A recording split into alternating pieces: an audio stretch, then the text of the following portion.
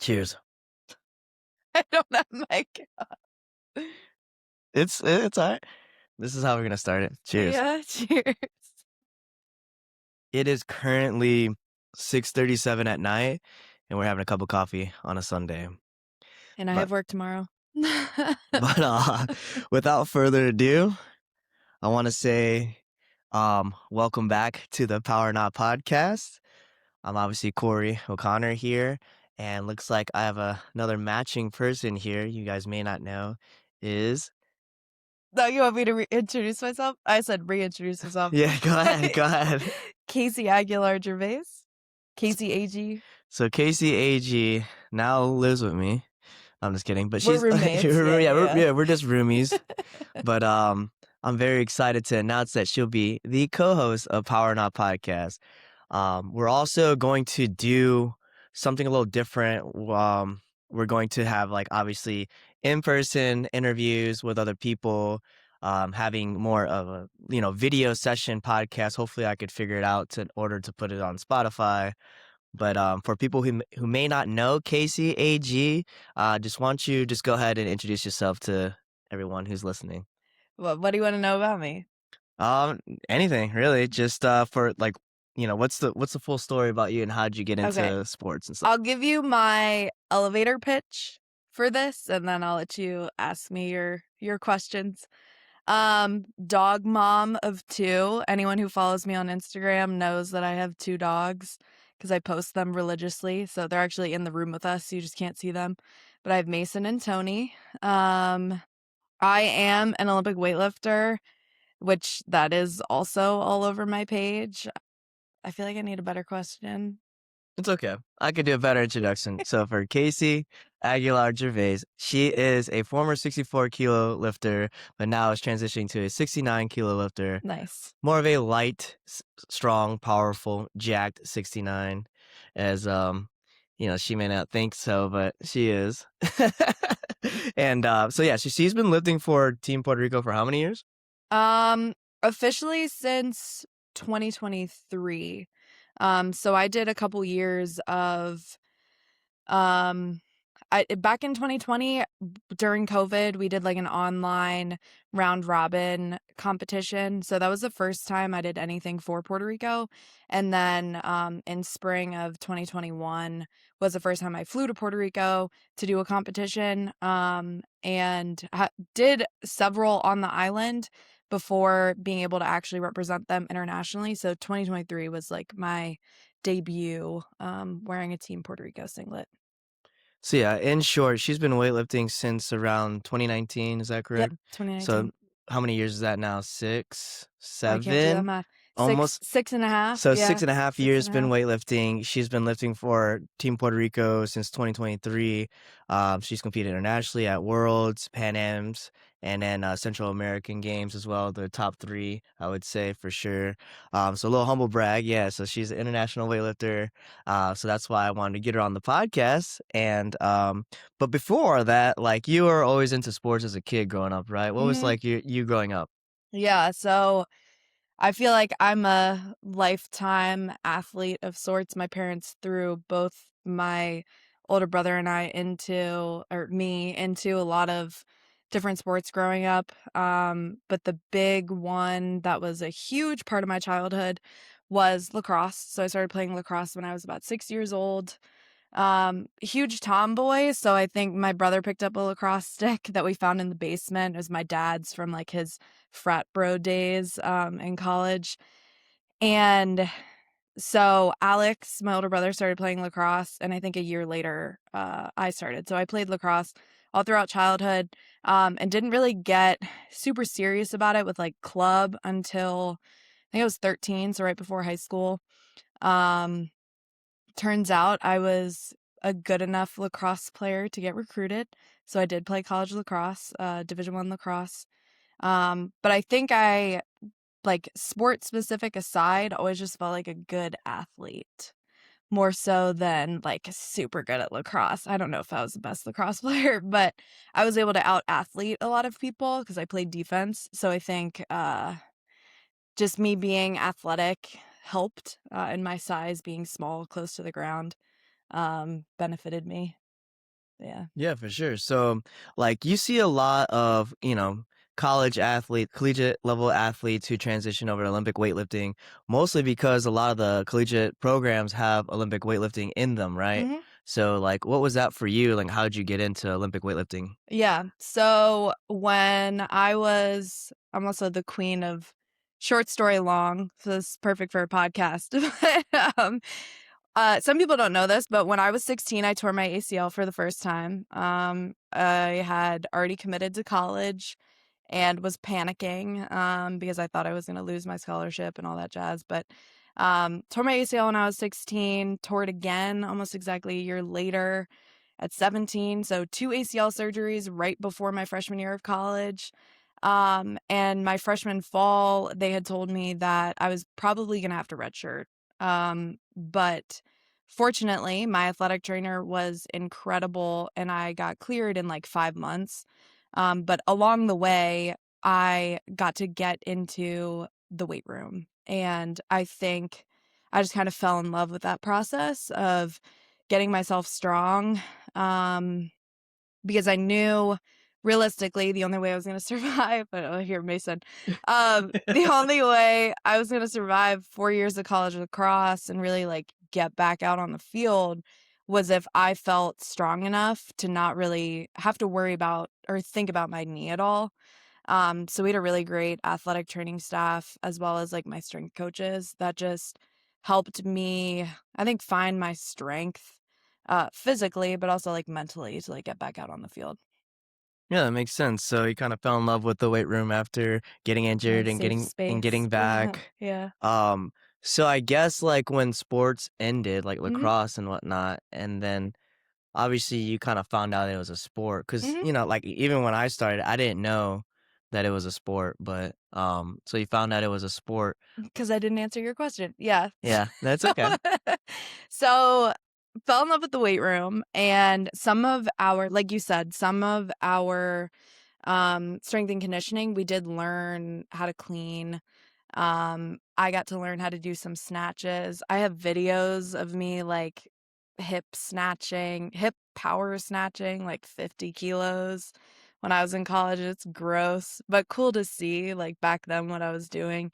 So my strength coach my sophomore year, I feel like I just kind of like bonded with them and they were really the ones who told me about weightlifting as a sport. So I started following, because I guess that was in 2016. So right after or around the time of the Rio Olympics. So like Morgan King, Maddie Rogers, they had pretty big like Instagram followings. So I had started following them and it was really cool to see women doing this. So I think I knew it was always in the back of my mind in college that when I was finished with lacrosse, I really wanted to try Olympic weightlifting. Yeah, so with the weightlifting in general, a Mhm. lot of times they try to do like, be explosive from the hip and, all that stuff. Like how did the Olympic weightlifting transfer to lacrosse? And then if Mhm. there's anything from lacrosse that translated into being good at weightlifting? Yeah. So I guess for your first question, I a lot of lacrosse and especially playing defense is being really like agile, quick, explosive. And so I think a lot of the programming and like kind of like general strength work that we were doing, at least for me, really helped translate into like being faster, being more explosive, being able to like react quicker. And even just we did upper body stuff. So I became stronger in my upper body as well. So it was easier. I'm 5'2", I'm small. Works well for weightlifting. Lacrosse, not so much. But I was able to use my size to my advantage because, like I mentioned, I'm lower to the ground. So my center of gravity was lower. And knowing I had these big beefy legs, but that I could, use my strength and really like help, drive people out and away from scoring. So a lot of that strength I think really translated, but it also made me faster, without a doubt, because a lot of those like fast twitch muscles, I think that for any sport where you do need to be like really explosive, it benefits you, learning them in any capacity. Like these lifts were pretty gross when I was in college because we learned how to full clean. I think my best double in college was like 75 kilos. And gross. I still have that video too. Yeah. And I was back squatting, I think like low 100s for a couple of reps, not to full depth. Kilos or pounds? Kilos. Okay, okay. So definitely like powerlifting standards, but a lot of the mobility with weightlifting, I did not really gain until fully committing to weightlifting for sure. Yeah. Cool. Yeah. So obviously, like, you was able to pick up weightlifting and stuff and learn different sports. So in general, are you the type of person that like, was it easy for you to pick up weightlifting super easy? Or like, did you think it was very frustrating at first? So, yes and no. When I first started weightlifting, I think I was so ignorant to perfect technique and a lot of the things I'm more privy to now, just being exposed to the sport. Um, so I was like, oh, this is so easy. This is, well, maybe not easy, but it was like a fun challenge. And the strength I had from lacrosse benefited me at first, but I think, it carried me only so far. And then I realized, oh, if I want to get better, like I need to clean this up. I'm very stubborn. I was like, you know this as well. But I'm not saying anything. but I think the hard work aspect of like everything that I kind of approach in life, I don't consider myself naturally talented with a lot of things, but I'm so stubborn that I put everything I can into it, and I think that is what got me like farther into the sport for sure. Yeah, definitely. Like I Yeah. said, I think I've talked about it in a different podcast with Paul. I'm talking about this discipline and Yeah. how you really just have to like ingrain and stick to the grind. So fast forward, I guess, like with college and then you pursuing weightlifting. Mhm. This is around what 2019 era, right? When you Yeah, first so started weightlifting. yeah, yeah. Yeah. So were you were still during that time were you still out in well, first of all, let's rewind a little bit. She's from Eh, the East Coast. I am, I Let's am. go ahead and introduce like where she's from and all that stuff. So yeah, let her talk about Yeah, that. yeah, yeah. So And the I school too, if you want. yeah, oh, Yeah. absolutely, yeah. So I'm from Frederick, Maryland, Frednick, as we used to call it. Lacrosse growing up on the East Coast was kind of like the sport to do. So it was just a very, I mean, I think the sport has grown so much since that time, but when I was a child, a lot of kids were playing lacrosse. So it kind of just was like a natural progression to be super dedicated to it when I was at a very early age. And then being from a small town, being like, what else would I do? So yeah, I was crazy and played college sports. But after college, I went to American University in DC. So it was about an hour from my hometown. I'm very close with my family. So I think when I was doing a lot of the recruiting process, I visited schools that were farther away, um, and I just knew that wasn't gonna work. So it's cool because all throughout college, my parents were able to come to my games. My brother even came to some, which was neat. But my strength coaches at AU, was really Mario and Sean are the ones who Sean was my first weightlifting coach, which was really cool. Um, but they're the ones who got me into weightlifting. And then I finished grad school the fall of 2019. My Ooh, brother same, yeah. yeah, yeah, yeah. I'm a nerd. Yeah, I did undergrad and grad school in 4.5 years. Um, I knew I didn't wanna stay on the East Coast, so I only applied for jobs out in Colorado because my older brother was already out there. Got the only job I got an offer for was in Denver. So I moved right before COVID in 2020. Didn't know anyone. But now my whole family's out in Colorado. Then fast forward some years and now I'm in Indiana. Yep. Yep. Now she's in. I never thought I'd be in Indiana either, but here we are. Hoosiers. Yeah. Hoosiers now. So, about Casey in general, like she kind of had this COVID arc. You know, how people do like winter arc. So her like bulk of her like big progress was made. It was during the COVID areas times. And she was talking about moving out to Colorado and training in a garage gym full time. And luckily, like it was family friends that let her use their gym equipment. I'm kind of answering these questions for her, but Yeah. so yeah, so she made this amazing progress. Can you tell me what it was like going from, let's just say, like, explain what numbers you were hitting before and Mhm. then Mhm. after, and then, like, Yeah. what was that? Yeah, so I think when I was still in DC, because my senior season of lacrosse was the spring of 2019. I think I took like a month off. So lacrosse season ended in May. I took the month of May to be a 21-year-old. And then starting in June was when I was doing like I think it was 5 days a week training, 4 or 5 days a week training. And I was still at AU cuz like the weight room, which has now been redone. I'm like jealous of the new weight room, but I was still able to train on campus, which was great, and have access to Sean, who was my first weightlifting coach, trained a ton. I think before I moved to Denver, when I did my first weightlifting meet as a 64, I hit 71 and 91. And I went 6 for 6, which that being your first weightlifting meet is like great because you're like, oh my gosh, I love this sport. I had never done an individual sport. So, like, the feelings of all of that was just something else. We'll dive into that more, but not a great way to start because you're like, every time I compete, I'm going to go 6 for 6. And that's not the Oh, my case. first meet, I clean and jerk 200 pounds, which sometimes that could be a Yeah. lifetime goal for a girl, you Yes. know? Yeah. So I know, like, not to take away, I think, from my accomplishments, but I know when I would talk to people about my past, having been an athlete my whole life and learning some of the lifts in college, I did come into the sport with a strength reserve. I think that was able to get me pretty far very quickly. And then that plateau hit a little hard.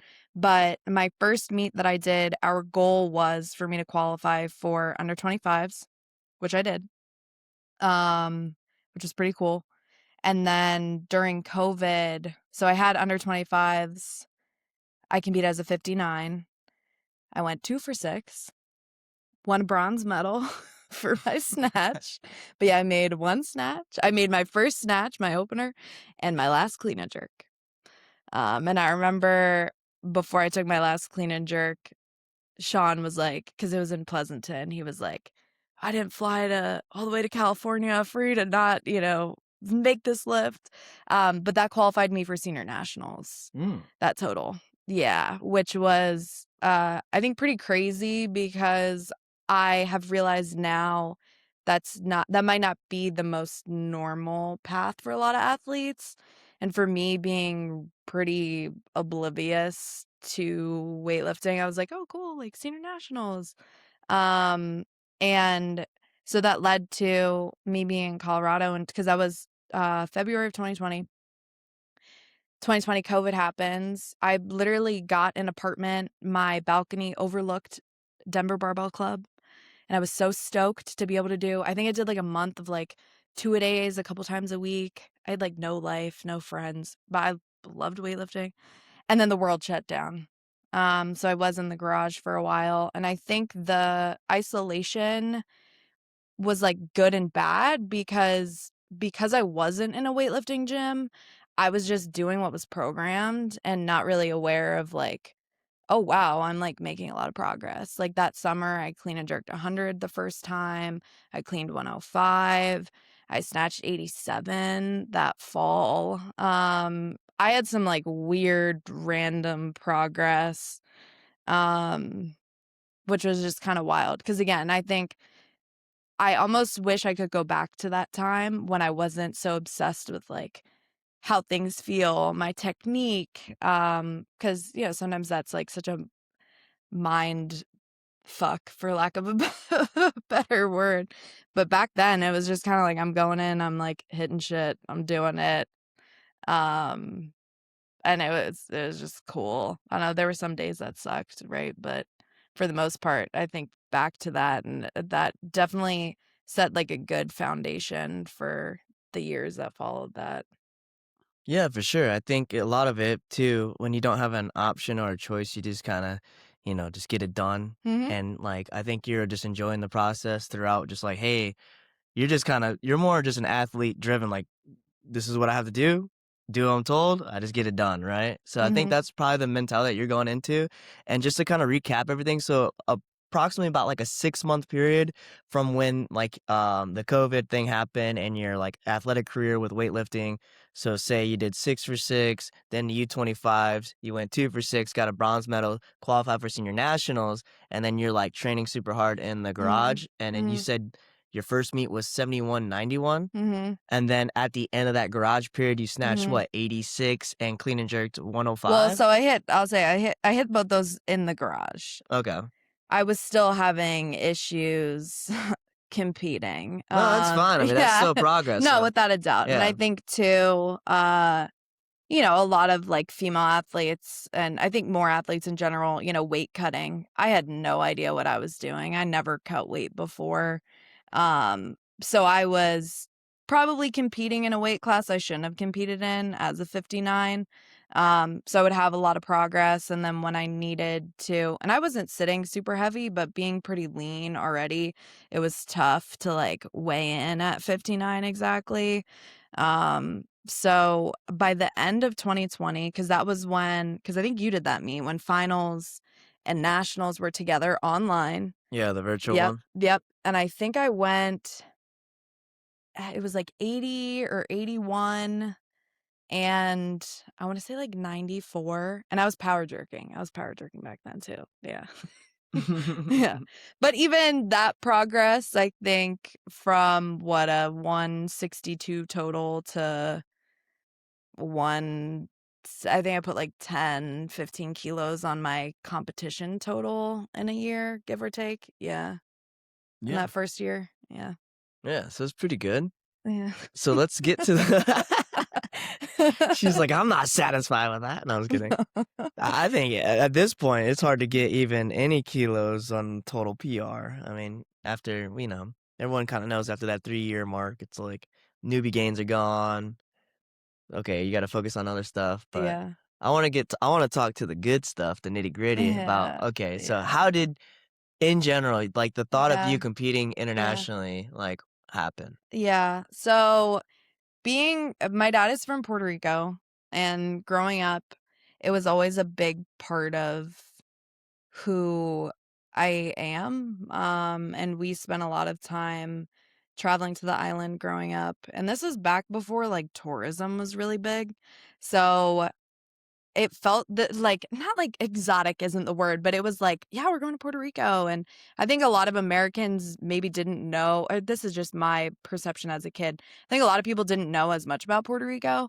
But it was a huge part of, I think every time I would meet someone new, I'd tell them I was Puerto Rican, because it's just like was such a huge part of my life. Like Mhm. the whole, I have like a tattoo with my dad with it's a Coqui frog, and I got that when I was in college. But I guess to answer your question, I I think when I was fully weightlifting, it was like the summer of 2019, and still like not very good. But I'm like very new, but I just remember joking like in the weight room about like knowing Puerto Rico had its own Olympic committee, which some people don't know. They do. And kind of jokingly being like, "Oh, it'd be kind of cool if I competed for Puerto Rico." And then um my dad reached out to some people, and I mean this was a long process to get us in touch with the right people and have it happen. But I think really what has been so rewarding competing for Puerto Rico has been to see my dad kind of like not reliving his childhood, but like he said when he was growing up, it was like a dream to be able to go to the like Olympic Center on the island, which I've been able to stay at, um, to compete and represent Puerto Rico. So as an adult, to be doing it now and seeing my dad, just like the joy that it brings my dad has, I think, been like the big reason that it just makes me that much like prouder. That's our rice cooker.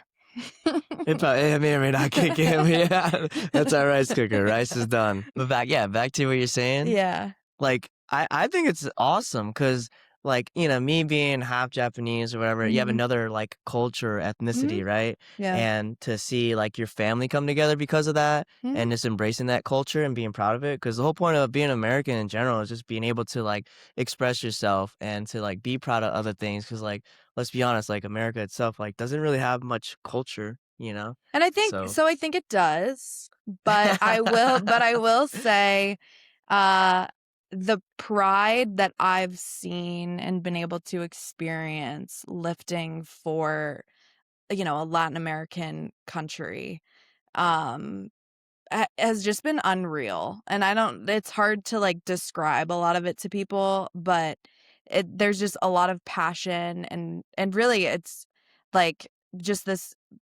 pride. I don't have like a better word for it. It really is just like being so proud to like have the flag on, your singlet or your gear, whatever it is, and like win or lose, just being able to know like, I have this country like on my back. Um it's just like I'm like, and I don't celebrate anything, but when I think about it, it is just really cool to be able to have stepped on a platform and represent them. And my dad has all of his high school buddies. They have like a group chat.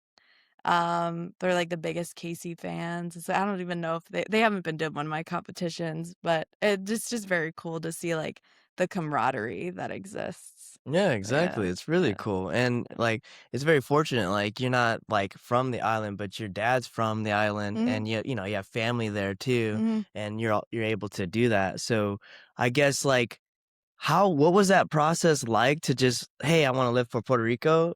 That's one question. Mhm. The second one is if you have any advice for anyone who's living on the like, here in the mainland who Mhm. wants to live for Puerto Rico, Yeah. like what was the process? Okay. Whew, okay. So, like I said, 2021 was the first time spring of 2021 was the first time that I flew to Puerto Rico and got to compete. I wasn't on the international platform for them until 2023. So there was a lot of, I think, not only proving myself, which totally makes sense, but also, oh, I thought it looked like you were about to like What is she doing? I don't know. I don't know. I don't know what I'm doing. It looked like I you were can't like, move. I can't move. no. They got the dogs involved now. Um, but it was a long process to kind of prove that not only was I, going to be consistent, but that I was serious about it. Cause I think we see it, right? You see an athlete that just like pops off once, but even in the way that the USA has standards for like qualifying and kind of like proving that this isn't just like a one-time phenomenon. It's like, oh, cool, you're a reliable athlete. So luckily, my dad, you want to come up? Come on. It's a brief intermission. It's all good. I could edit it out or keep it. Yeah. Okay, continue. Yeah. Lost my train of thought completely because of Mason. What was I even talking about? It's like, how'd you get to Puerto Rico? How'd you be, How yeah, did I get Puerto to Rico Puerto and Rico? help other people out Yeah. who Yeah, wants yeah, to? yeah. Finish that thought. Um, so it was a couple years of going to the island, competing, putting up a total that would like qualify me to go on a trip. And I think there were a couple of meets where I would have been an alternate or I could have paid to go represent Puerto Rico, and just kind of like, pay for it myself. But a big thing, and I don't know if this was the college athlete in me, a big thing for me was if I'm going to do this as an adult, I am fortunate to have the means to be able to pay for myself to do this. But I don't know, it was like maybe an ego thing. I didn't want to represent them until I could have that funding and really feel as though I had earned the right to be there. To just prove that I could be like one of the top athletes representing them. And that's just, I don't know. I think that's my own like maybe lack of self-confidence at the time of like just wanting to wait until I felt like I was ready. And even then, I don't even know if I was ready. Um, but I guess your second question, advice. I know I tell people if you want to lift somewhere in Puerto Rico or, get connected, an easy way is to contact me on Instagram.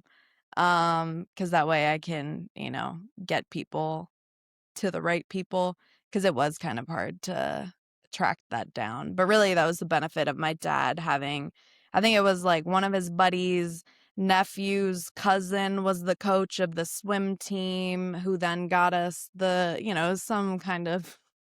some way Some that kind of everything was networking connected. way. Yeah, Yeah, yeah, exactly. yeah. So cool. Yeah, pretty much you just gotta have a way in, hit a certain total, prove that you're Puerto Rican, and that's it. Yeah. I'm just kidding. Yeah. So, you said your first meet internationally was 2023. Walk me through that. Okay. So it was the qualifier for the Central American Games that summer. So similar to, I think a lot of like American weightlifters are more aware of Pan Ams, because the US is part of Pan Ams. So in the way that every year there's a Pan Am championship, and then there's the games every 4 years. It's kind of like a mini Olympics. Central American and Caribbean countries have the same thing. So it's pretty much everyone who's a part of Pan Am's except for, well, South America and then the US and Canada. Um, so that was that first meet that I did in the DR, Dominican Republic. And I went 6 for 6. Mind Shit. you, that was only the second time that I went 6 for 6. So I went 4 years of weightlifting and competing without going six for six. Cool. I went 7. I've never went 6 for 6.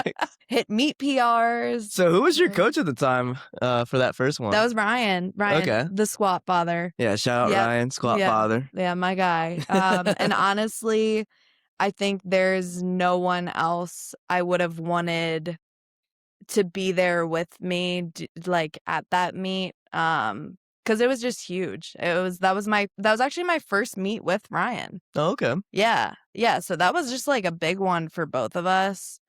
I remember because I ended up going 89 110, just shy of a 200 kilo total. That's Yeah. 64. Yeah. But like even that was huge. Oh my gosh. But I remember being in the back with him, and I think I was clean and jerking like low 90s, and I like this was maybe like 92 kilos like crunched me in my clean, and he was just like, grab your belt. So that's still, because Ryan is still my coach. That's still something that we joke about, because I was like so terrified. He's such a like goofball, but like a good balance of like serious and goofy. But I was like, okay, I'm gonna put my belt on, and then went and clean and jerked 110. It's ridiculous. Yeah. That's awesome. Yeah. So I don't want to beat a dead horse and talk about like mentality and how you work hard. Sometimes it's innate, right? You just got to have that in you. Like either you do or you don't, or you learn how to do it over the ways. I don't know how to describe it, but I was just going to ask you, just kind of out here with everyone listening, I guess. Like, would you want to talk more about like the mental aspect of things, or do you want to talk more about like the programming and how do you adjust with remote and still competing international? Because I know that's tough for a lot of people in general, but especially at the high level. Yeah. So whatever you want to talk about. I mean, we can talk about mentality, because I think you talk about mentality, and I know even just from personal conversations I've had with people, I think it's so easy for anyone to, and I've done this, like assume just how someone's social media presence is or how they carry themselves at the gym. Like, oh, so and so, they're just always like so serious, like they must not struggle at all, or they're just always so like put together when they're competing and they're probably not even anxious. I get so nervous. I came from a team sport where I was nervous before games, right? And playing defense, there were a lot of like one-on-one moments, but if I mess up, someone can more than likely help me out. And there's so much going on in lacrosse that you could kind of like forget about your anxiety because the minute that the whistle goes, Mm. you're thinking about all these other things. You're not thinking about, like with weightlifting, your name gets called, you have a minute on the clock, and you're like, okay, first of all, I don't want to trip up the steps if there are steps up to the platform, all Yeah. right, I don't want to trip up the steps. I gotta check the weight on the bar, make sure the bar is properly loaded. And then I gotta, pray that like everything that I've been, putting the work in the gym is paying off. But I think there's a lot of anxiety that anyone that I think has worked with me in the back room has seen it. Um, but it's really easy to, I think, see what is posted on social media or only see someone when they're taking those, Yeah. 6 lifts and be Yep. like, man, like they're just like so together.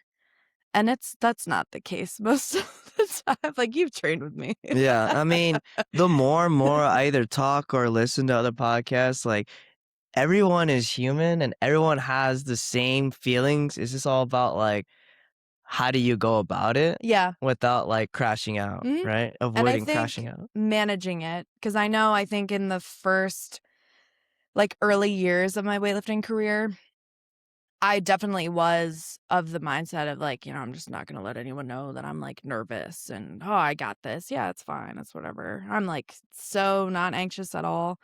And I think probably like 2023, 2024, I realized it helped me perform better if I just made the, coach, anyone in the back with me know, hey, I'm a little nervous, because for me personally, I think acknowledging that makes it less scary and not as, um, I don't know, it just kind of like normalizes it and to where I can like get that off my chest, do what I need to do. I'll do like my butterfly taps to help. Um, but to just be like, hey, I'm nervous. And I think, maybe some people don't say that because being nervous about something a lot of times I think means that you care about it.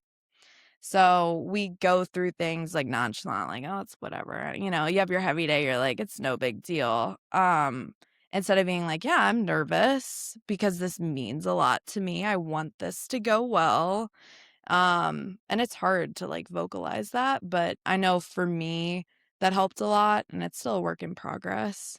But it helps shake out those nerves, I think, while you're in the back room before, and this is just for competing, but when you're in the back room, that's your time to kind of like shake things out, have a miss, just shaky lifts so you can go on the platform and hopefully just like be good. Yeah. Just like a dream scenario. Yeah. No, it never goes that way. But like just picturing it competing wise, like you're in a tight freaking outfit. You're very vulnerable. The stage, you have to go up a stairs. You're on a big stage. You got lights on you.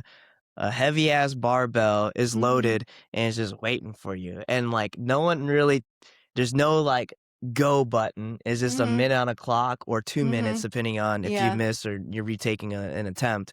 So it's like that was already just awkward in nature, right? It's just Mhm. weird. It's not like you would do that in training or Yeah. life is set up like that where everything's dim and there's a silhouette light boom Mhm. on you. Mhm.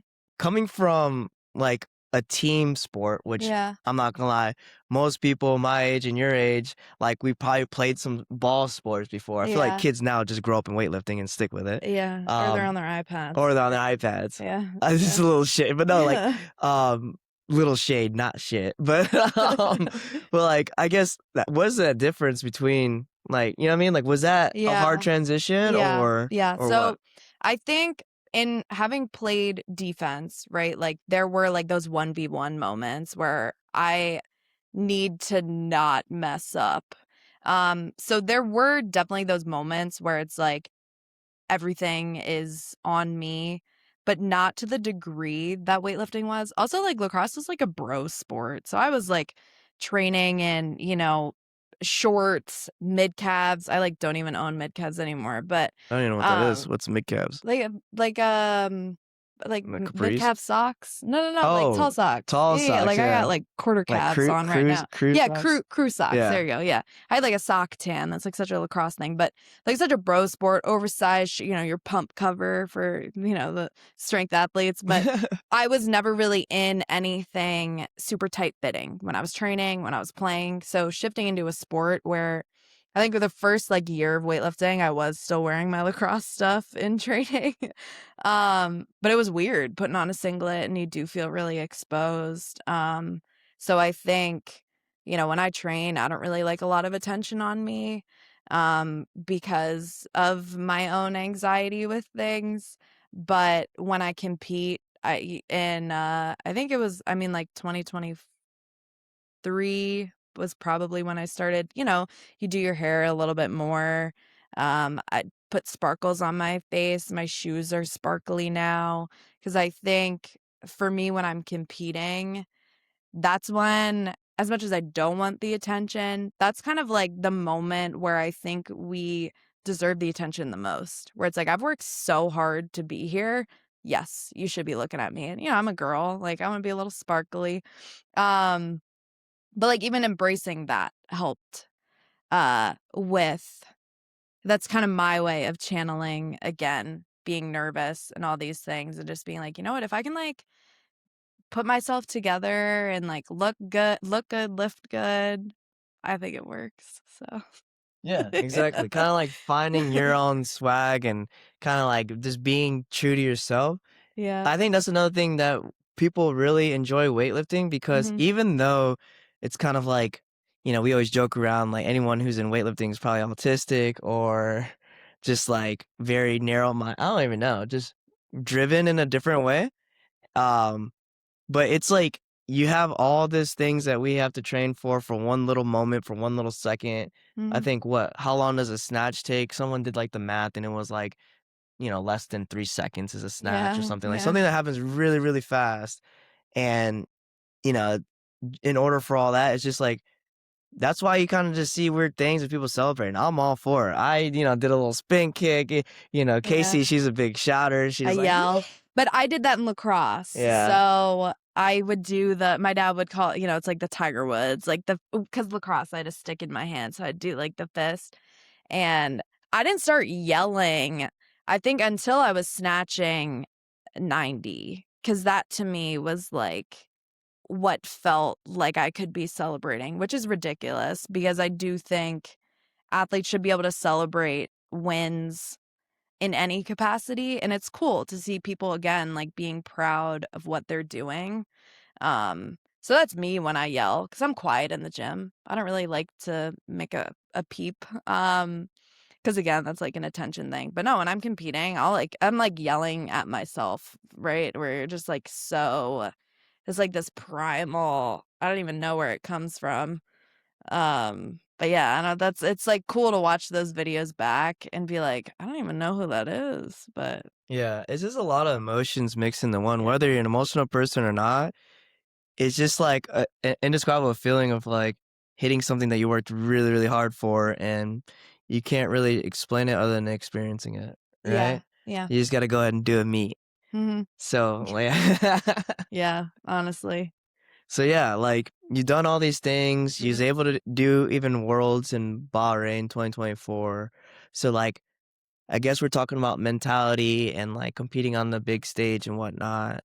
I guess one of the questions that I had do you feel more nervous competing on like a big stage or like Mhm. someone who's like important to you? Honestly, I think like heavy sessions in training might be make me as nervous as competing on a big stage. And a lot of that, like we've joked, I don't typically miss a lot in training. So, like, if I have a bad session where I'm missing a lot, having to keep myself together when I know my peers are watching me, I think that's almost harder than missing a lift on the platform or when you're warming up at a competition, 'cause, obviously you don't wanna be doing that, but that's, like, a very normal part of the sport, and, I think it comes from lacrosse, 'cause in lacrosse, it's like, you practice how you're gonna play in a game. Weightlifting isn't that, like, one-to-one. Lacrosse wasn't really either, but, like, if you show up every day, and bring everything you got, that would translate into probably playing a really good game. Or, like, reading, the offense's plays, and as a defender, I need to be able to read situations, and weightlifting is not like that. The bar, is heavier some days than we'd like. So yeah, I think being able to have a bad day in the gym is a lot harder than being on a big stage, which is like weird to say that, but for me, I think that's true.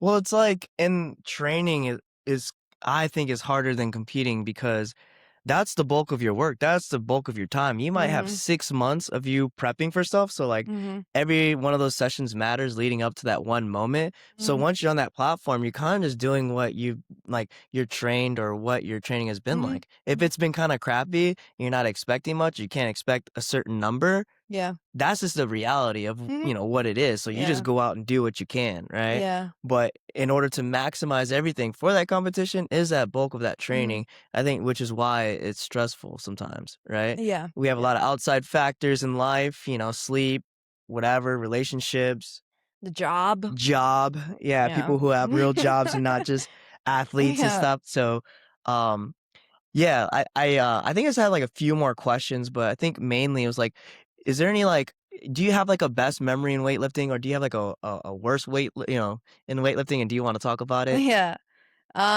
My best memory. I think as a whole, going to Worlds in 2024. That was like, I think so many athletes put everything into getting on that world stage. And I was like ill most of that trip. So I was sick the day I competed. I remember thinking in the back of my mind after I weighed in, like, I don't even know if I'm going to be able to lift today, but we flew to Bahrain and I was not going to not lift. So when I look back at some of those clips, I'm like, I don't even know how I did that.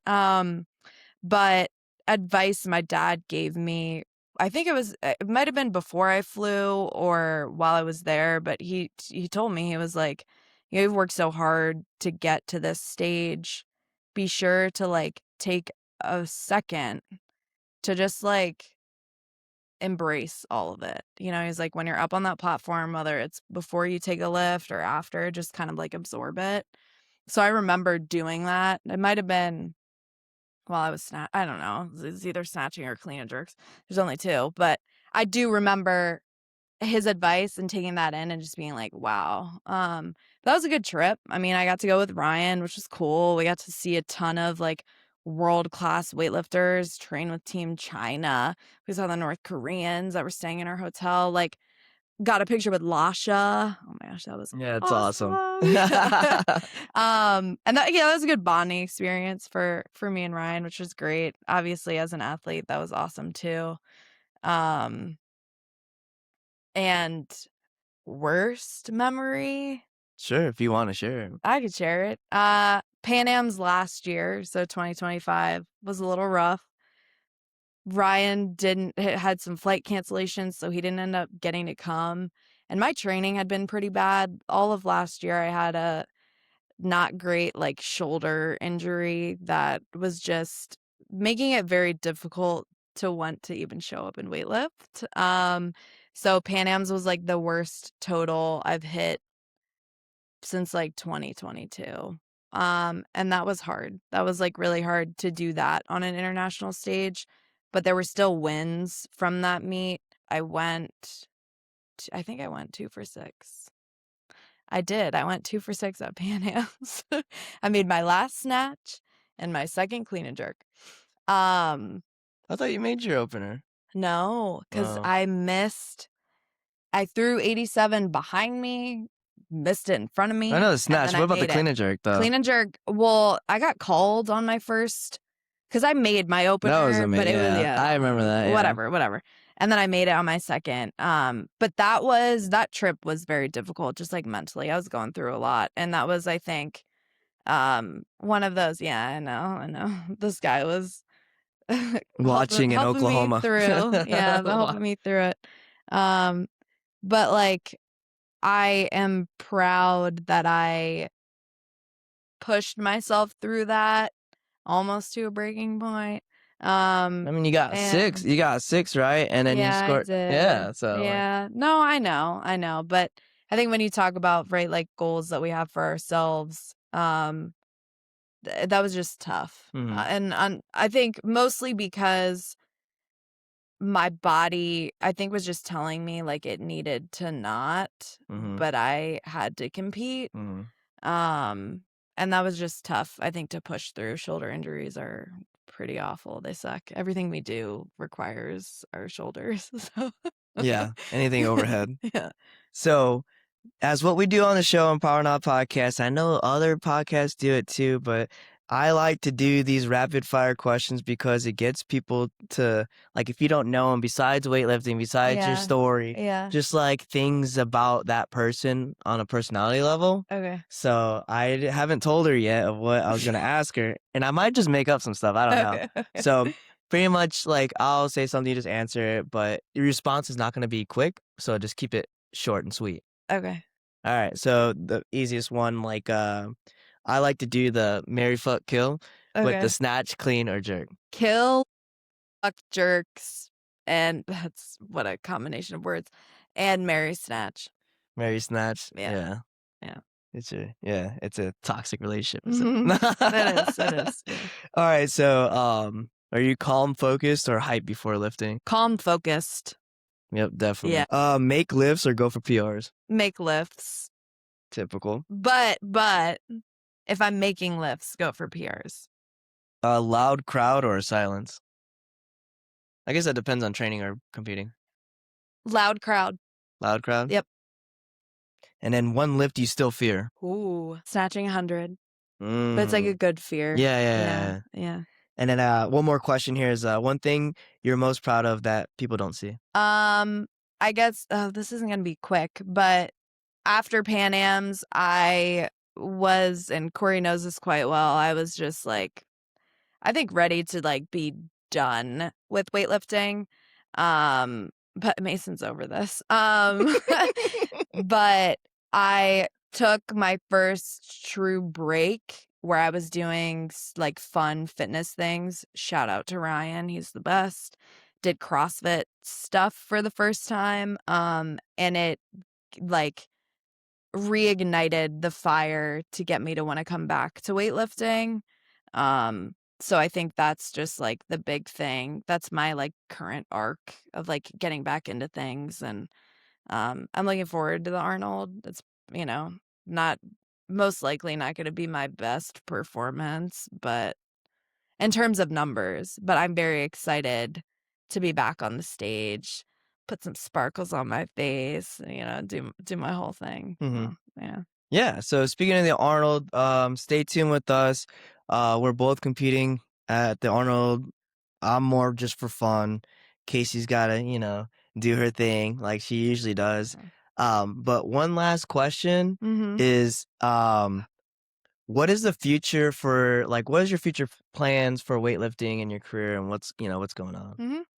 So I think now that I'm like getting back into the sport, keep competing, making progress, and really my goals are to just make it to Worlds again. And, I think for me that 100, 120 range lift wise, but and also like balance, I got my job. My job's really important to me. So being able to do both along the way and kind of like find that balance and still continue to progress.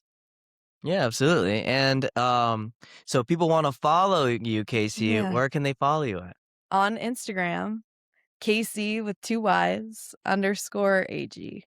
There you have it. Well, here's officially our co-host for Power Not Podcast, and we'll catch you later. Bye, guys. Peace.